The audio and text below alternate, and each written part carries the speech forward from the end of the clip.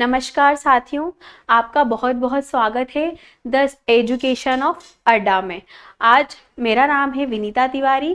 आज हम बात करेंगे कक्षा छठी के लिए गणित विषय के अध्याय 1, जिसका शीर्षक है अपनी संख्याओं की जानकारी। हम बच्चों, इसके पहले वाले कक्षा में हमने पढ़ा था, जो हमारा ये अध्याय 1 है, इसके सभी हमने प्रस्तावना के बारे में देखा था। मतलब हमने इस अध्याय के इंट्रोडक्शन को देखा था कि इस अध्याय में कौन कौन से टॉपिक्स है, किस किस टॉपिक्स को किस तरह से हल किया जाता है। आज हम इस अध्याय की पहली प्रश्नावली 1.1 के बारे में चर्चा करेंगे। इस प्रश्नावली का चर्चा करने से पूर्व मैं आपको कुछ बातें बताना चाहती हूँ, जो कि इस प्रकार है। आइए देखते हैं हम कौन से पॉइंट्स हैं।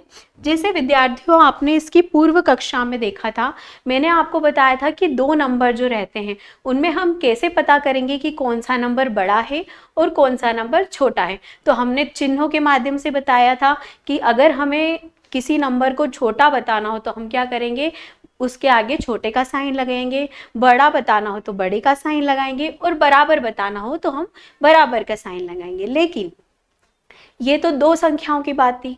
अगर आपके सामने एक साथ बहुत सारी संख्या दी जाए और पूछा जाए कि बताइए कौन सी इनमें से सबसे बड़ी संख्या है, इनमें से कौन सी छोटी संख्या है, तो आप उसको किस प्रकार से बताएंगे। तो आइए हम देखते हैं कि उन्हें किस प्रकार से बताया जाएगा। उन्हें हम किस तरीके से देखेंगे। उन्हें हम देखेंगे कि जो हमारी संख्या दी गई है, जितनी भी संख्या है, वह उसके अंकों पर निर्भर करेगा। जितने ज़्यादा अंक होंगे वो सबसे बड़ी संख्या होगी, और जितने कम अंक होंगे वो सबसे छोटी संख्या होगी। आइए हम उदाहरण के माध्यम से समझते हैं कि हम किस प्रकार बता सकते हैं कि कौन सी संख्या बड़ी है, कौन सी छोटी है। हम एक उदाहरण लेते हैं, कलर चेंज करते हैं। उदाहरण के लिए हमने उदाहरण लिया, मान लीजिए आपके पास में 2, 4, 6, 7, 8 एक संख्या 11 है, दूसरी है 3, 4, 5, 6, 8 और तीसरी है 3, 3 और 3। अब हमें क्या बताना है, हमसे पूछा गया है कि बताइए इनमें से सबसे बड़ी संख्या कौन सी है, सबसे छोटी संख्या कौन सी है। तो मैंने जैसे आपको बताया कि हम कैसे निर्भर करेगा, कैसे हम बता सकेंगे कि हाँ ये सबसे बड़ी संख्या है, यह सबसे छोटी संख्या है। तो हम क्या देखेंगे, जो भी हमारे पास यहाँ पे संख्याएं मौजूद होगी, जो भी हमें क्वेश्चन में संख्याएं दी जाएगी, उनके अंकों को देखेंगे। जो भी उनके अंक जितने भी ज़्यादा, अगर ज़्यादा अंक होंगे तो वो हमारी सबसे बड़ी संख्या होगी, और कम अंक होंगे तो वो हमारी सबसे छोटी संख्या होगी। इस प्रकार हम देखते हैं जो हमारी पहली संख्या है बच्चों, उसमें कितने अंक है, उसमें है 1, 2, 3, 4, 5, 5 अंक है, तो हमने यहाँ पे लिख दिया 5। दूसरी हमारे पास संख्या, उसमें कितने अंक हैं, 1 और 2, तो ये हमारी 2 संख्या है। मतलब 5 से अभी तक ये 2 कम है। अब हम देखते हैं हमारी तीसरी जो संख्या है, उसमें टोटल कितने अंक है, उसमें है 1, 2, 3, 4, 5, 6। उसमें क्या अंक है, 6 अंक है। मतलब अभी तक जो हमने देखा उसमें से सबसे ज्यादा अंक किस में है, ये वाली संख्या में। इसके बाद हम देखते हैं हमारे पास जो चौथी संख्या है, उसमें कितने अंक है बच्चों, उसमें हमारे पास है 3 अंक। तो अब हमने देखा अंकों के माध्यम से, सबसे पहले यहाँ पे पहली संख्या देखी थी, उसमें कितने अंक है, 5 थे। दूसरी देखी हमने जिसमें 2 है, तीसरी देखी जिसमें 6 है, और चौथी देखी जिसमें 3 अंक है। तो सबसे ज्यादा अंक किस में है बच्चों, सबसे ज्यादा अंक हमारी इस संख्या में है। तो ये क्या हुई, हमारी सबसे बड़ी संख्या हुई, सबसे बड़ी संख्या। इसके बाद में हम देखते हैं कि हमारी सबसे छोटी संख्या कौन सी है। तो यहाँ पे हमारी सबसे छोटी संख्या कौन सी कहलाएगी, 2, क्योंकि इसके पास सबसे ही कम अंक है, 5 है इसके पास। तो इस संख्या के पास 3 अंक है। लेकिन जो हमारी ये संख्या है, इसके पास में कितने अंक है, इसके पास में 2 अंक है। तो हम क्या करेंगे, ये हमारी सबसे छोटी संख्या होगी। मैं उम्मीद करती हूँ कि आप सभी को समझ में आया होगा, बड़ी सरलता से आपने ये समझा होगा। एक उदाहरण और देते हैं बच्चों, इसका एक उदाहरण के माध्यम से समझते हैं कि यदि आपके पास में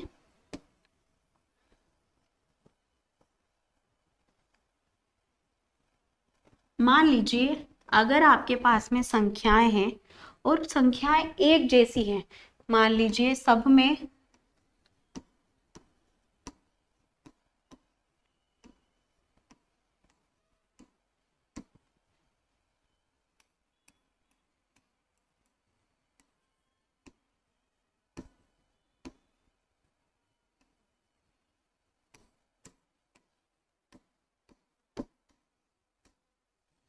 ये क्या है, हमारे पास में सब सारी संख्याओं के साथ में एक ही अंक है, मतलब बराबर बराबर अंक है। इस संख्या में देखते हैं हम कितने अंक है। आप बोलेंगे कि मैम आपने तो हमें बताया था कि हम संख्या के अंकों से देखेंगे कि जितने ज्यादा अंक होंगे वो हमारी क्या होगी, सबसे बड़ी संख्या होगी, और जितने कम अंक होंगे वो हमारी क्या होगी, सबसे छोटी संख्या। तो पर यहाँ पे तो सभी संख्याओं में बराबर बराबर अंक है। पहली संख्या में 2 है, 1 2 3 4 5, इसमें भी 5 अंक है। ठीक है, इसमें भी 1 2 3 4, इसमें भी 5 अंक है। इसमें भी 1 2 3 4 5, इसमें भी 5 अंक है। और इसमें भी क्या है, हमारे पास में 5 अंक है। तो कभी भी विद्यार्थियों ऐसी कंडीशन बन जाए, ऐसी हमारे पास सिचुएशन बन जाए कि सभी में एक बराबर अंक है, तो हम सबसे पहले क्या करेंगे, हम सबसे पहले देखेंगे कि हमारी जो हमारा पहली संख्या है वो कैसी है। पहली संख्या देखेंगे तो यहाँ पे पहली संख्या क्या है, हमारी 4 है। दूसरी संख्या भी 4 है, तीसरी भी 4 है और चौथी भी 4 है, मतलब चारों बराबर। मतलब हमारे पास जो 4 संख्या है, चारों संख्याओं का पहला अंक क्या है बच्चों, बराबर है। तो इससे तो हम पता नहीं लगा सकते कि ये कैसी संख्या होगी, बड़ी होगी छोटी, क्योंकि सभी बराबर है। तो हम किस पे आएंगे, हम उसके दूसरे नंबर पे आएंगे। जैसे ही हम दूसरे नंबर पे गए तो यहाँ पे हमारा 2 है, यहाँ पे हमारा 5 है, यहाँ पे हमारा 2 है, और यहाँ पे हमारा क्या है, 6 है। यहाँ पे आप क्या कर लीजिए, यहाँ पे 4 कर लीजिए। ठीक, तो इसमें से सबसे छोटी संख्या हमने पता लगा ली कि जो दूसरा नंबर है किसका सबसे ज्यादा छोटा है, हमारा इस संख्या का। तो ये क्या हो गई, हमारी सबसे छोटी संख्या हो गई। इतना आपको समझ में आया होगा। इसके बाद हम देखते हैं कि हमारी सबसे इसके बाद में कौन सी बड़ी और कौन सी संख्या छोटी है। तो फिर हमने इसके बाद में सारी डिजिट देख ली। डिजिट देखने के बाद में हमने पता लगाया यहाँ पे 5 था, उसके बाद में क्या हुआ, यहाँ पे 4 हुआ और यहाँ पे 6 हुआ। तो इससे बड़ी कौन सी हो गई, ये वाली। इससे बड़ी ये संख्या, सबसे बड़ी हमारी ये संख्या हो गई। तो अगर हमारे पास में सभी संख्या के अंक समान होंगे तो हम किसके माध्यम से पता लगाएंगे, हम लगाएंगे संख्या के जो अंक दिए हुए हैं, पहले दूसरे तीसरे, इन अंकों के माध्यम से हम हमारी संख्या को छोटी संख्या और बड़ी संख्या बताएंगे। इतना हमने समझ लिया। अब मैं उम्मीद करती हूँ कि आप सभी को ये अच्छे से सरलता से समझ में आया होगा। अब हम इसकी प्रश्नावली, जो हमारा अध्याय है अपनी संख्याओं की जानकारी, इसकी प्रश्नावली की ओर बढ़ेंगे बच्चों, और हम देखेंगे कि इसकी प्रश्नावली के क्वेश्चन कैसे हैं, प्रश्न कैसे हैं और उनका हल करेंगे। तो आइए हम बढ़ते हैं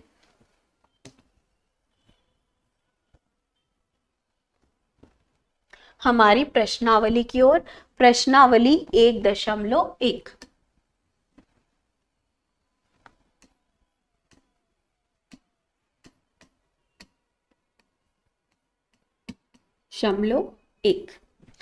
प्रश्नावली 1.1 के प्रश्नों को हल करने के पूर्व मैं आपको कुछ ऐसे पॉइंट्स बताती हूँ। हम कुछ ऐसे पॉइंट्स के बारे में चर्चा करेंगे जिसे देखने के बाद, जिसे पढ़ने के बाद जब हम इस प्रश्नों को हल करेंगे, हमारी प्रश्नावली 1.1 के प्रश्नों को हल करेंगे, तो हम किससे आसान तरीके से और बहुत ही सरलता से हल कर पाएंगे। तो आइए हम देखते हैं हमारी कुछ पॉइंट्स। जैसे विद्यार्थियों आपको बोला गया हो कि आप 1000 को लिख कर बताइए, तो आप कैसे लिखते हैं, 3, या आप क्या लिखते हैं, 1000 को लिखते हैं। इसमें आपके कितने शून्य होते हैं, 3 शून्य होते हैं। इसे हम क्या लिखते हैं, 1 हजार। उसी प्रकार यदि आपको बोला गया हो कि 10,000 लिख के बताइए, तो आप क्या करेंगे, 1 2 3 4, एक शून्य बढ़ा देंगे, तो 10,000 में कितने शून्य हो जाएंगे, 4 शून्य। और हम इसे क्या लिखेंगे, 10,000। इसी प्रकार यदि आपसे कहा गया कि आप 1,00,000 लिखिए, तो क्या होगा उसमें, 1 2 3 4 5, 10,000 से एक शून्य और बढ़ जाएगा, तो वो हमारा क्या कहलाएगा, हमारा 1,00,000। इसमें कितने शून्य होते हैं बच्चों, 5 शून्य। ये सभी आप नोट करते भी जाइए अपनी नोटबुक में, ताकि आपको याद रहे। अगर आपके पास कोई भी ऐसा ऑब्जेक्टिव आ गया या कोई भी ऐसे ऑब्जेक्टिव आ गया, तो आप लिख सकेंगे कि कितने शून्य। मान लीजिए पूछा गया कि बताइए 10,000 में कितने शून्य होते हैं, 1,00,000 में कितने शून्य होते हैं, या 1 करोड़ में कितने शून्य होते हैं, तो आप के पास में यदि ये लिखा हुआ होगा और आपको इस चीज की जानकारी होगी, तो आप इसे आसानी से वहां पे लिख सकते हैं कि 10,000 में इतने शून्य होते हैं, 4 शून्य, 1,00,000 में 5 शून्य, और 10,00,000 में हमारे कितने होते हैं, 6 शून्य होते हैं, और 1 करोड़ में हमारे 7 शून्य होते हैं। ठीक है, तो ये हमारा क्या हुआ, 1,00,000। इसके बाद में हमें कहा गया 10,00,000, तो 1 2 3 4 5 6 शून्य आ जाएंगे उसमें, जिसे हम क्या लिखेंगे, 10,00,000। ठीक है, इसके बाद में हमें लिखा गया करोड़, 1 2 3 4 5 6 7, कितने शून्य होते हैं 1 करोड़ में, 7 शून्य, 1 करोड़। ठीक है, ये हमने देखा बच्चों, यहाँ पे हमारा लाख, करोड़, 10,00,000 की बात हो रही है। इसका मतलब है हमारा ये क्या हुई, हमारी ये हुई भारतीय संख्या पद्धति। और हमने पिछले हमारे जो लेक्चर था वहां पे समझा था कि भारतीय संख्या पद्धति जो है, उसमें हम जो कोमा अल्प विराम लगाते हैं, वो किस तरह लगाते हैं, तो हम यहाँ पे अल्प विराम लगाएंगे। उसमें हम पहले 3 संख्या के पहले, फिर 2 संख्या के पहले क्या लगाते हैं, अल्प विराम लगाते हैं। किस में लगाते हैं बच्चों, हमारी भारतीय भारतीय संख्यांकन पद्धति में। यहाँ पे 3 नंबर्स के बाद में हमने उसके आगे क्या लगा दिया, कोमा लगा दिया। ऐसे ही सेम यहाँ पे करेंगे, 3 नंबर के आगे कोमा, फिर 2 नंबर के आगे, फिर 3, फिर 2 संख्या के आगे, फिर 3, फिर 2 संख्या, फिर 2 संख्या के आगे। इस प्रकार क्या कर दिया बच्चों, हमने कोमा लगा दिया। ये तो हुई हमारी भारतीय भारतीय संख्यांकन पद्धति। ठीक है, इसके बाद में हम देखते हैं हमारी जो अंतर्राष्ट्रीय संख्यांकन पद्धति है, वहां पे कहाँ पे चेंज आता है। हम हमारी जो अंतर्राष्ट्रीय संख्यांकन पद्धति है, उसे हम कहाँ तक लिखते हैं, हमारी जो 1,000 लिखते हैं, लेकिन जो हमारा 10,000 होता है वो भी एक जैसा होता है। हमारा चेंज कहाँ पे आता है बच्चों, हमारा 1,00,000 से वहां पे चेंज होता है। जो हमारा 1,00,000 है उसे हम अंतर्राष्ट्रीय संख्यांकन पद्धति में लिखते हैं 100। यहां से हम कलर चेंज कर लेते हैं, उसे हम लिखते हैं 100,000। जो हमारा 10,00,000 होता है, उसे क्या लिखते हैं हम, अंतर्राष्ट्रीय संख्यांकन पद्धति में हम लिखते हैं 1 मिलियन। जो अंतर्राष्ट्रीय संख्यांकन पद्धति का 1 मिलियन होता है, वो हमारा किसके बराबर होता है, भारतीय संख्यांकन पद्धति में 10,00,000 के बराबर होता है। और जो हमारा 1 करोड़ होता है, उसे हम लिखते हैं 10 मिलियन। 10 मिलियन 1 करोड़ के बराबर होता है। ये बच्चों हमने समझा। मैं उम्मीद करती हूँ कि आपको ये बड़ी सरलता से समझ में आया होगा। 1,000, 10,000, 1,00,000, 10,00,000, 1 करोड़, और फिर हमने इसको अंतर्राष्ट्रीय संख्यांकन पद्धति में देखा कि कैसे ये चेंज हुआ। जो हमारा 1 लाख है वो 100,000 हो जाता है, वहाँ पे हमारा जो 10 लाख है वो कैसा हो जाता है 1 मिलियन के बराबर, और जो हमारा 1 करोड़ है वो क्या हो जाता है हमारा 10 मिलियन के बराबर। आइए अब हमारी प्रश्नावली के पहले जो हमारा पहला प्रश्न है उसकी ओर बढ़ते हैं। तो हमारी प्रश्नावली का पहला प्रश्न है,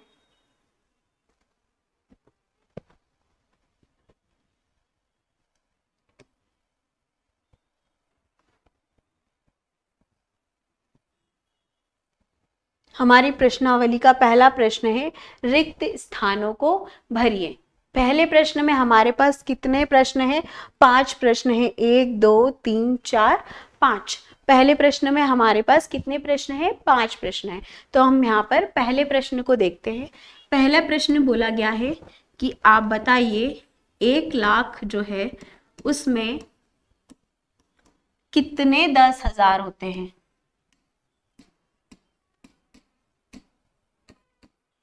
1 लाख में कितने 10,000 होते हैं?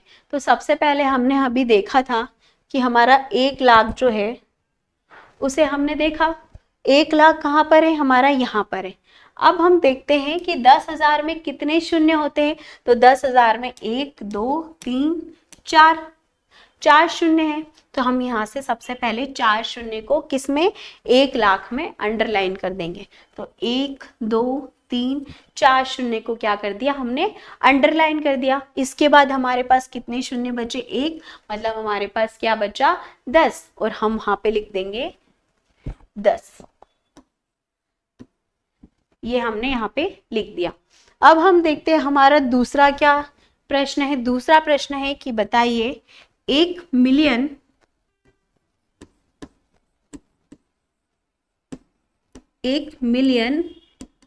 में कितने 100,000 है?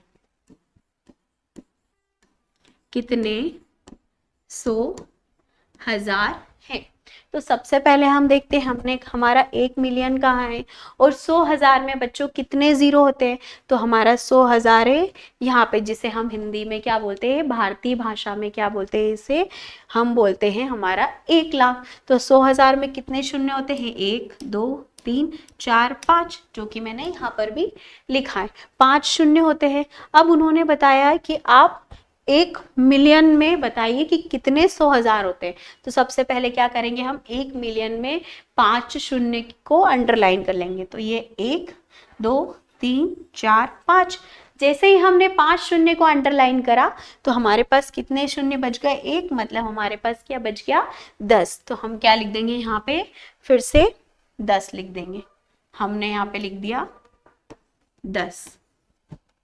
अब हम हमारे दूसरे प्रश्न की ओर बढ़ते हैं। तो जैसे ही हम दूसरे प्रश्न की ओर बढ़ेंगे तो क्या लिखा है? लिखा गया है कि 1 करोड़ में कितने 10 लाख होंगे?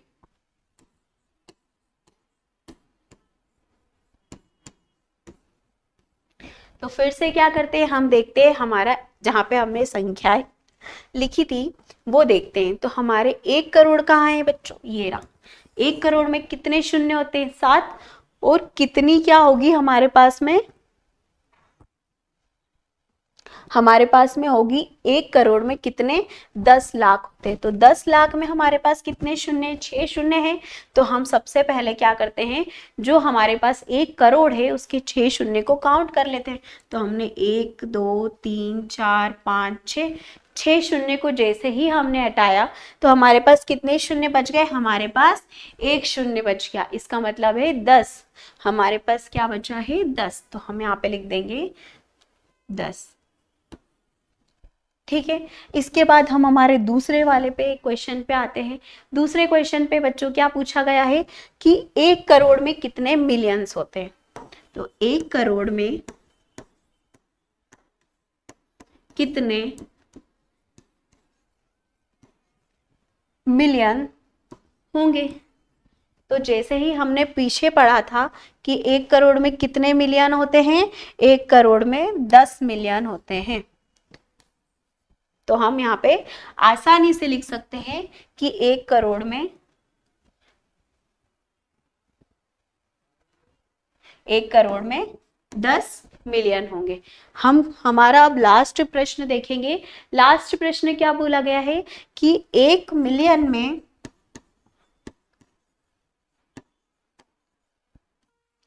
1 मिलियन में कितने लाख होंगे। हमने अभी पढ़ा कि 1 मिलियन में कितने लाख होंगे। ये हमारा 1 मिलियन है और कितने लाख होते हैं, 10 लाख। तो हम लिख देंगे हमारे 1 मिलियन में 10 लाख होंगे। आपने देखा बच्चों, यहाँ पे सारे ही प्रश्न हमने हल करे और ये एक आश्चर्य की तरह है कि हमारे जितने भी सारे प्रश्न आए हैं सभी में सबका उत्तर हमारे पास क्या आया है, 10 आया है।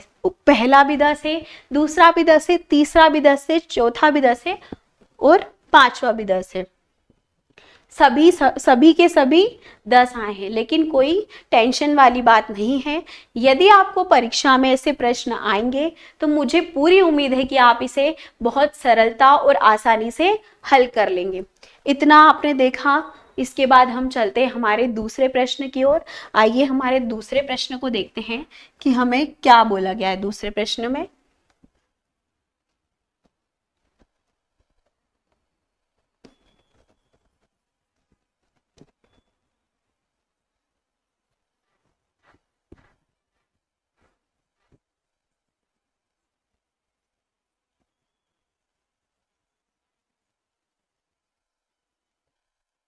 हमारा दूसरा प्रश्न जो है उसमें कहा गया है सही स्थानों पर अल्प विराम लगाते हुए संख्याओं को लिखिए।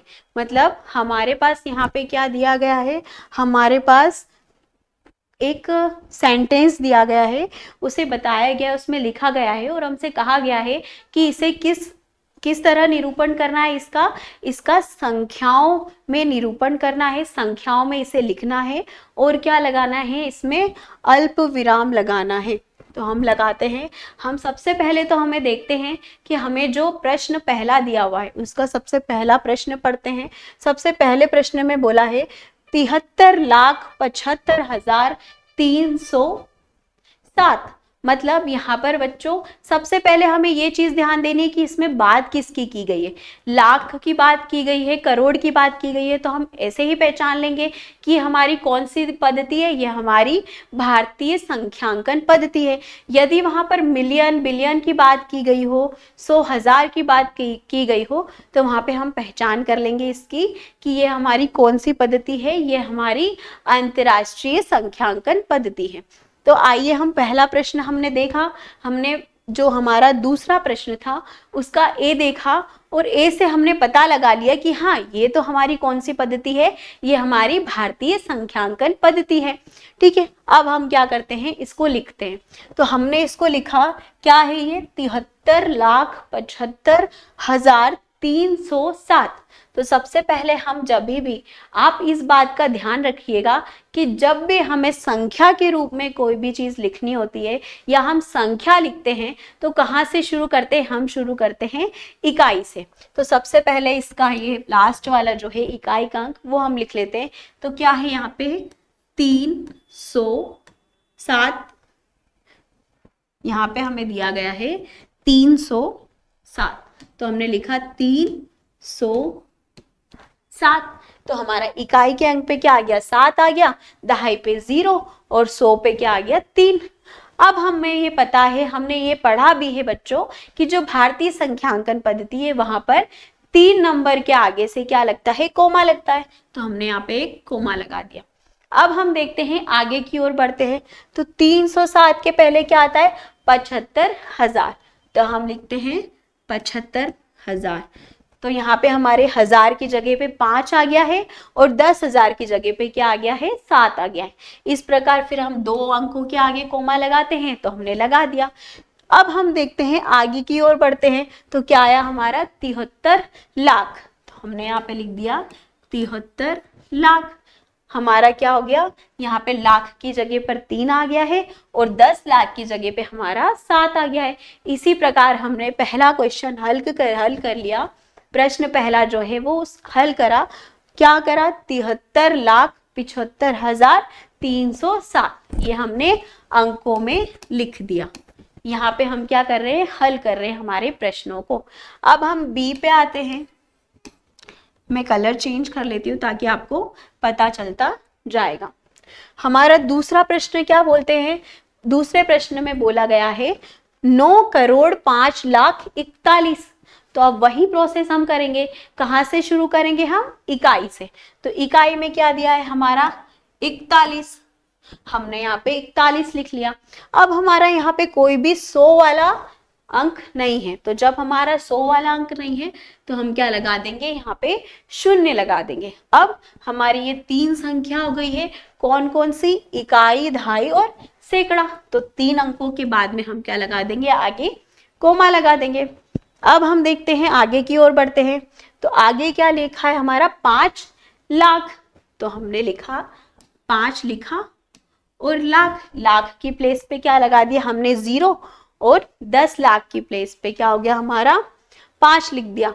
अब इसके बाद में क्या कहा इन्होंने 9 करोड़, तो 9 और 0 लगा दिया। तो ये आ गया हमारा, हमने लिखा 5 लाख। तो 5, यहाँ पे हमने 0 लगाया, 10 लाख कुछ भी नहीं दिया हुआ है तो हमने क्या कर दिया 0 लगा दिया, और हमने क्या करा यहाँ पे 9 लिख दिया।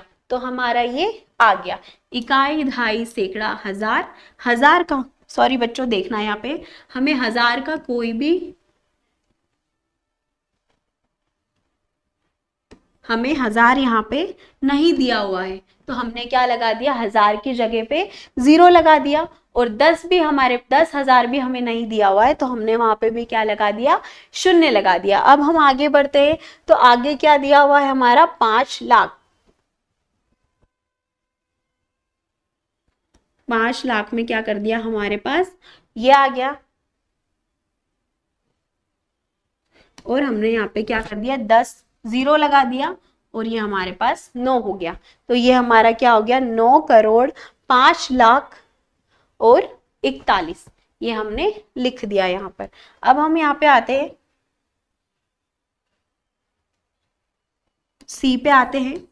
जो हमारा सी प्रश्न है उसमें क्या बोला गया है, उसमें बोला गया है 7,52,21,302। तो फिर से हम वही प्रोसेस स्टार्ट करेंगे कि हम सबसे पीछे जो है इकाई के अंक से शुरू करेंगे। तो हमारा क्या है यहाँ पर 302 हमने लिख दिया, ये हमारा इकाई का अंक है, दहाई का अंक है, और ये हमारा सैकड़ा, हमने कोमा लगा दिया। फिर हमने देखा 302 के पहले क्या है हमारा 21,000, तो हमने 21,000 लिख दिया यहाँ पर। ये हमारा 21 क्या है 1,000 है, और 2 हमारा यहाँ पर क्या है 10,000। फिर हम क्या लगाएंगे यहाँ पे कोमा लगा देंगे। कोमा के आगे फिर हम देखते हैं हमारा क्या है 52 लाख। तो 52 लाख में हमने 52 लिख दिया, ये हमारा लाख है, और 5 क्या है हमारा 10 लाख की प्लेस पर है। फिर हम क्या लगाएंगे कोमा लगाएंगे। कोमा लगाने के बाद क्या है हमारा 7 करोड़, तो हमने यहाँ पे 7 करोड़ लिख दिया। इसी प्रकार हमने इसे अंकों में लिख दिया 7,52,21,302। अब हमारा क्या आ गया डी वाला, हम हल करेंगे। हमारा जो डी प्रश्न है उसे देखते हैं। उसमें क्या बोला है 23,30,010। सबसे पहले क्या लिखते हैं हम 10 को लिखते हैं। हमारा यहाँ पे 100 वाला कोई संख्या नहीं है तो हम क्या लगा देंगे यहाँ पे 0, फिर कोमा, 3 संख्या के आगे हम क्या करते हैं कोमा लगाते हैं। फिर हम देखते हैं हमारा क्या है 30 लाख, 30,000 है हमारे पास, तो हम देखते हैं हमने यहाँ पे क्या लिख दिया हमारा 30,000। 1000 की प्लेस पे हमारा 0 आ गया है, 10,000 की प्लेस पे 3, और हम इन दोनों के आगे क्या लगा देंगे कोमा। किसके अनुसार, भारतीय संख्यांकन पद्धति के अनुसार। अब हम देखते हैं 30,000 के बाद में क्या है हमारा 23 लाख, तो यहाँ पे हमने लिख दिया 23 लाख। तो ये हमने संख्या में बदल दिया है, क्या आया हमारा 23,30,010। इस प्रकार हमने क्या करा यहाँ पे संख्या के रूप में लिखा और अल्प विराम लगाया। मैं उम्मीद करती हूँ कि आप सभी को अभी तक जो भी हमने पढ़ा वो सरलता से समझ में आ गया होगा। अब हम हमारे प्रश्न 3 की तरफ बढ़ते हैं। हमारा प्रश्न 3 है बच्चों, उपयुक्त स्थानों पर अल्प विराम लगाइए और संख्या नामों को भारतीय संख्यांकन पद्धति के अनुसार लिखिए। अभी हमारे पास क्या था, अभी हमारे पास उन्होंने दे दिया था कि ये नाम है, आप इन्हें पहचानिए कि ये कौन सी पद्धति है, ये भारतीय संख्यांकन पद्धति है या फिर अंतर्राष्ट्रीय संख्यांकन पद्धति है। आप इनकी पहचान करिए, पहचान करने के बाद आप क्या करेंगे, इसमें अल्प विराम भी लगाएंगे। लेकिन जो हमारा अभी प्रश्न है उसमें क्या बोल दिया है, उसमें सीधा सीधा आपको ये कह दिया गया है कि आपको क्या करना है, आपके पास कुछ नंबर दिए गए हैं, उन नंबर को किस में लिखना है, आपको भारतीय संख्यांकन पद्धति में लिखना है और उसके ही अनुसार आपको क्या लगाना है, उसमें अल्प विराम। तो आइए हम हमारा पहला देखते हैं प्रश्न। पहला नंबर क्या दे रखा है हमारे पास में है,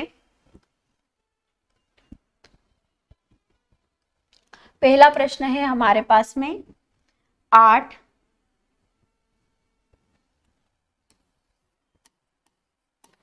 7 5 9 5 7 6 और 2। तो अब क्या लगाएंगे, सबसे पहले हम इसमें अल्प विराम लगाएंगे। किसके अनुसार लगाना है हमें अल्प विराम, भारतीय संख्यांकन पद्धति। तो भारतीय संख्यांकन पद्धति में पहले 3 संख्या के आगे अल्प विराम लगाते हैं, फिर 2 संख्या के आगे, फिर 2 संख्या के आगे। अब हम इसे लिखते हैं। तो हम सबसे पहले हमारा जो पहला वाला नंबर है उसके हम किसको देखेंगे, स्थानीय मान को देखेंगे। तो कहाँ से शुरू करते हैं हम स्थानीय मान की गिनती, यहाँ से सबसे पीछे। तो हमने देखा ये हमारा इकाई है, दहाई है, सैकड़ा, हजार, 10,000, लाख, 10 लाख, करोड़। तो ये हमारा क्या है, करोड़ का स्थान है और उस पे हमारे पास क्या है, कौन सा अंक है बच्चों, 8 है। तो हम क्या लिखेंगे यहाँ पे, 8 करोड़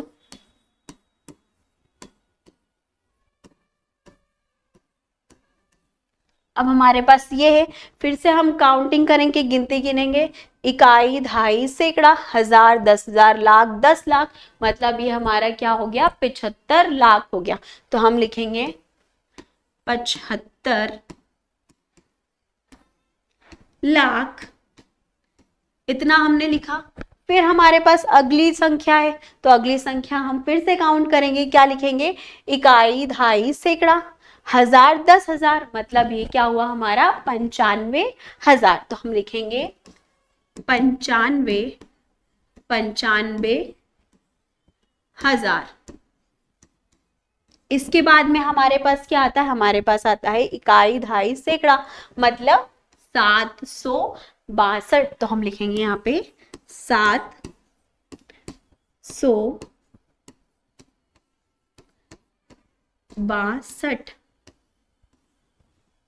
इस प्रकार हमने पहले प्रश्न का हल करा, लिखा है हमने, क्या लिखा, और हम यहाँ पे क्या लगा देंगे, कोमा लगा दिया और हमने लिख दिया। क्या लिखा, 8 करोड़ 75 लाख 95,762।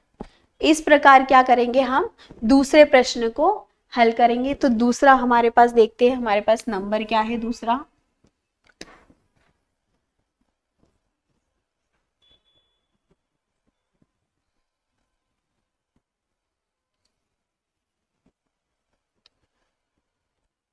तो दूसरा नंबर हमारे पास दिया गया है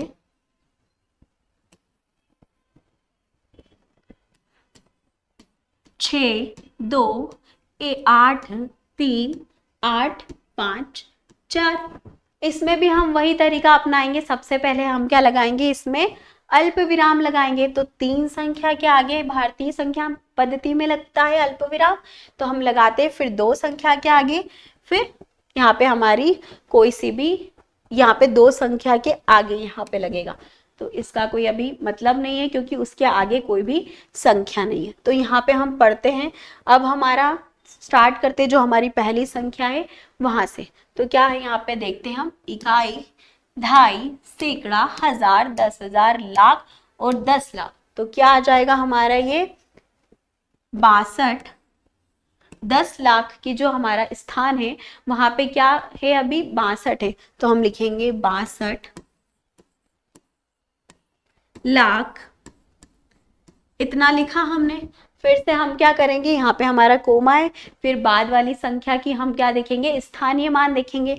तो क्या है, इकाई, दहाई, सैकड़ा, हजार, 10,000।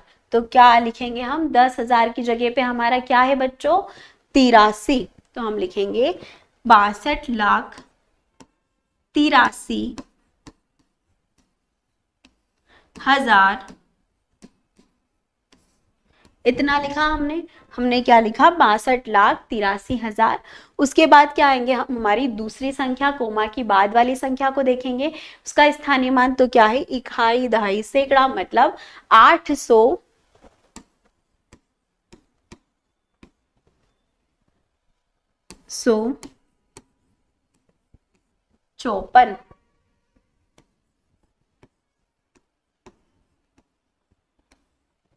ये हमने लिख दिया। तो क्या आया हमारा, 62,83,854। ये हमने लिख दिया। इसी प्रकार हम क्या करेंगे,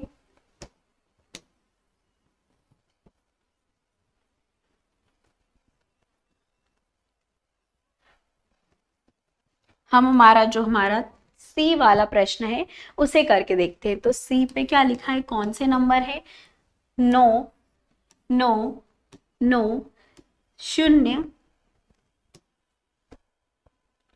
0 0 0 और 4 और 6।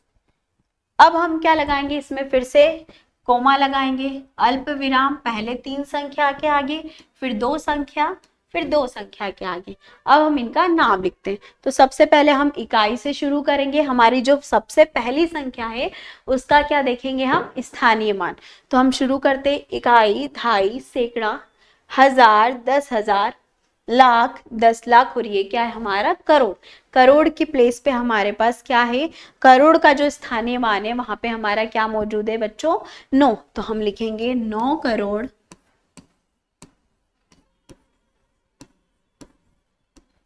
9 करोड़। इसके बाद में हम जो हमारी अल्प विराम है उसके बाद वाली संख्या का स्थानीय मान देखते हैं। तो इकाई, दहाई, सैकड़ा, हजार, 10,000, लाख और 10,00,000। तो क्या होगा ये हमारा, 99,99,00,000। 99,00,000 के बाद में क्या आ जाएगा हमारा, 46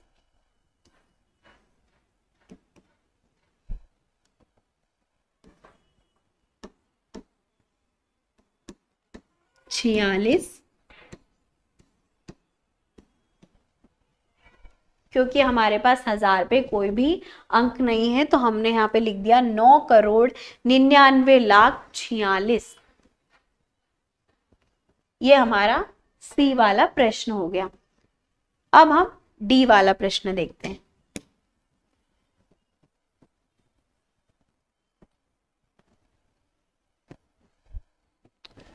डी में हमें अंक दिए हुए हैं 9, 8, 4, 3, 2, 7, 0 और 1। उसी प्रकार से हम करेंगे। हम सबसे पहले क्या लगाएंगे, अल्प विराम। तो पहले 3 संख्या के आगे, फिर 2 संख्या के आगे, फिर 2 संख्या के आगे। इस तरह हमने क्या लगा लिया, अल्प विराम लगा लिया। अब हम क्या करेंगे, स्थानीय मान देखेंगे किसका, जो हमारी सबसे पहली संख्या थी। तो हमने फिर से गिनना स्टार्ट करा। हमने सबसे आखिरी से देखा इकाई के अंक से। तो ये क्या है हमारा, इकाई, दहाई, सैकड़ा, हजार, 10,000, लाख, 10,00,000 और ये क्या है, करोड़। करोड़ की प्लेस पे क्या है हमारा, 9। तो हमने लिखा 9 करोड़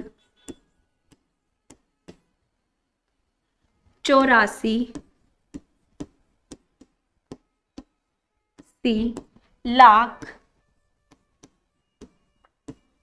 32,701। इस तरह हमने क्या कर लिया, भारतीय संख्या पद्धति में हमारे जो अंक थे उसे लिख लिया और क्या कर लिया, हमने अल्प विराम भी लगा लिए। क्या आया इसका, 9,84,32,701। मैं उम्मीद करती हूँ कि आप सभी को ये प्रश्न अच्छे से सरलता से समझ में आ गया होगा। अब हम इसके अगले प्रश्न जो है हमारा फोर्थ प्रश्न है, चौथा प्रश्न है, उसकी ओर बढ़ते हैं। आइए हम चौथे प्रश्न को देखते हैं। चौथा प्रश्न है हमारा, चौथे प्रश्न को पढ़ते हैं। चौथा प्रश्न दिया गया है बच्चों, उपयुक्त स्थानों पर अल्प विराम लगाइए और संख्या नामों को अंतरराष्ट्रीय संख्यांकन पद्धति में लिखिए। अभी तक हमने क्या देखा था, जो इसके पहले वाला प्रश्न था उसमें भी यही करना था, उसमें भी अल्प विराम लगाना था। पर दोनों में क्या चेंज है, दोनों में क्या बदलाव है बच्चों।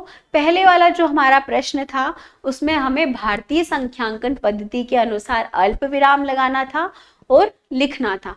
जो हमारा अभी वाला प्रश्न है उसमें क्या बोला गया है कि आप किसके अनुसार अल्प विराम लगाइए, किसके अनुसार लिखिए, आप अंतरराष्ट्रीय संख्यांकन पद्धति के अनुसार लिखिए। तो सबसे पहला प्रश्न हम देखते हैं। पहला प्रश्न है हमारा 7, 8, 9, 2, 1, 0, 9, 2। तो इसमें हमें क्या बोला है, अंतरराष्ट्रीय संख्यांकन पद्धति मतलब विदेशी संख्यांकन पद्धति के अनुसार। तो हमारा विदेशी संख्यांकन पद्धति हमने देखी थी, अंतरराष्ट्रीय संख्यांकन पद्धति देखी थी। उसमें बोला गया, उसमें हमने पढ़ा था कि हम अल्प विराम कैसे लगाएंगे, 3-3 संख्याओं के आगे। तो हमने लगाया ये 3 संख्या, फिर हमारी 3 संख्या, ये हमारी पूरी अल्प विराम हमने लगा लिया। अब हम देखते हैं इसकी प्लेस, जो स्थानीय मान है, जो हमारा पहला जो अंक है उसका स्थानीय मान देखते हैं ताकि हम लिख सके। तो इसमें भी सबसे लास्ट से शुरू होता है। तो ये हमारा इकाई, दहाई, सैकड़ा, हजार, 10,000, 100,000, फिर क्या आता है हमारा 1 मिलियन, फिर 10 मिलियन। तो हमारा 10 मिलियन की प्लेस पे क्या है, 78। तो हम क्या लिखेंगे यहाँ पर, 78 मिलियन।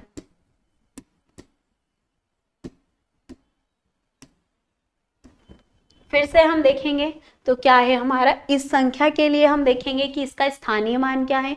फिर से हम इकाई से शुरू करेंगे, इकाई, दहाई, सैकड़ा, हजार, 10,000, 100,000। तो 100,000 पे क्या है हमारा 9। तो हम लिखेंगे 9, 100, 21, 921,000। फिर क्या आ जाएगा हमारा 92। तो हम लिख देंगे 92। इस प्रकार क्या करा हमने, हमारे पहले प्रश्न के को हल करा। तो क्या आया उससे, 78,921,092। ठीक है, हमने लिख लिया। अब हम देखते हैं हमारा दूसरा प्रश्न।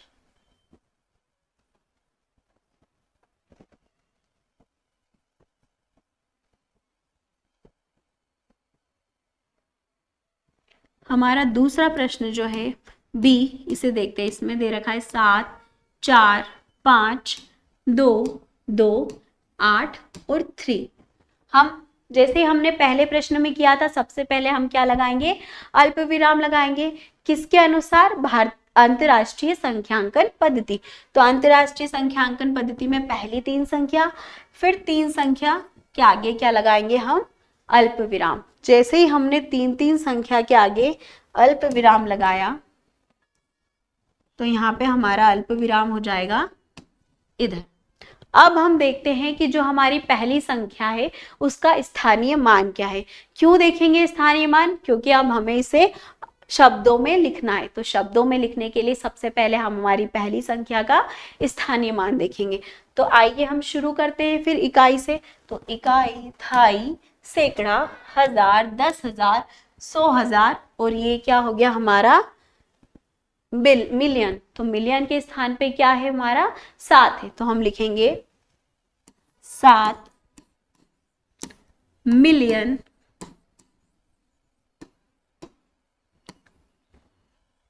इसके बाद फिर हम कोमा के बाद में हमारी जो दूसरी संख्या है उसके स्थानीय मान को देखते हैं। तो इकाई, दहाई, सैकड़ा, हजार, 10,000 और ये क्या है 100,000। तो हम लिखेंगे 452,000। फिर हम क्या लगा देंगे, कोमा लगा देंगे, अल्प विराम जिसे हम कहते हैं। ठीक है, उसके बाद हम क्या देखेंगे, हमारी फिर से जो कोमा के बाद की संख्या है उनका स्थानीय मान। तो क्या है यहाँ पर इकाई, दहाई, सैकड़ा, मतलब हम क्या लिखेंगे 283। ये हमारा प्रश्न 2 का हल है। जो हमारा बी पार्ट है उसका हमने क्या करा है, यहाँ पे हल करा है।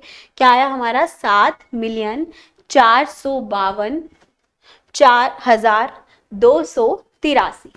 इस प्रकार हम हमारे सी जो हमारा प्रश्न है उसको देख लेते हैं। मैं ये उम्मीद करती हूँ कि आप सभी को अच्छे से समझ में आ रहा होगा।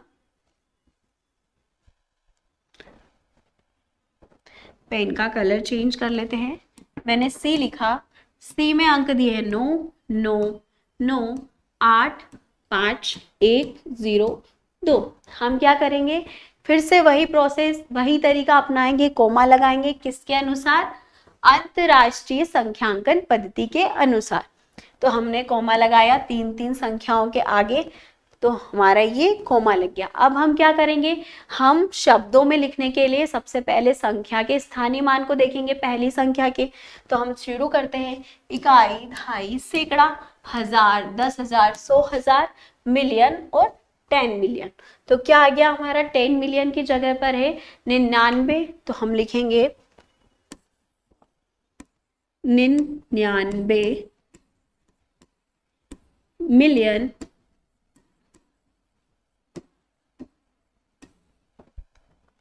985 985,000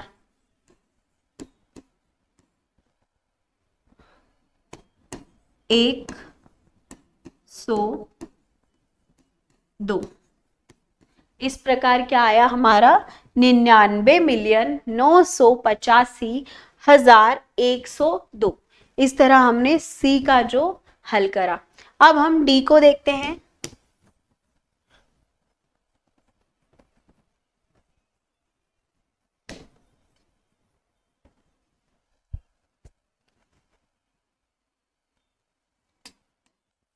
डी हमारा है 4,8,0,4,9,8,3 और 1। इसमें भी सेम वही प्रोसेस करेंगे, 3 संख्या के आगे हम क्या लगाएंगे, हमारा अल्प विराम। क्यों, क्योंकि हमारी अंतरराष्ट्रीय संख्यांकन पद्धति है। आइए हम इसे अब शब्दों में लिखते हैं। शब्दों में लिखने के लिए हम सबसे पहले जो हमारा अंक है उसका स्थानीय मान देखेंगे। फिर से शुरू करेंगे, कहाँ से, इकाई से। इकाई, दहाई, सैकड़ा, हजार, 10,000, 100,000, 1 मिलियन और 10 मिलियन। तो 10 मिलियन की प्लेस पे क्या है बेटा हमारे पास 48। तो हम लिखेंगे 48 मिलियन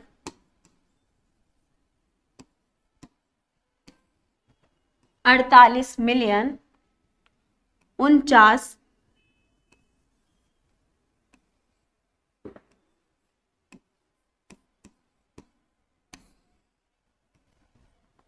800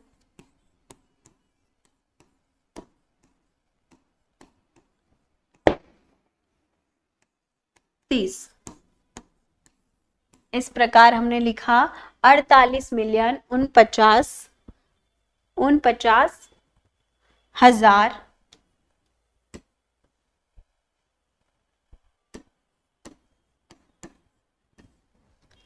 831।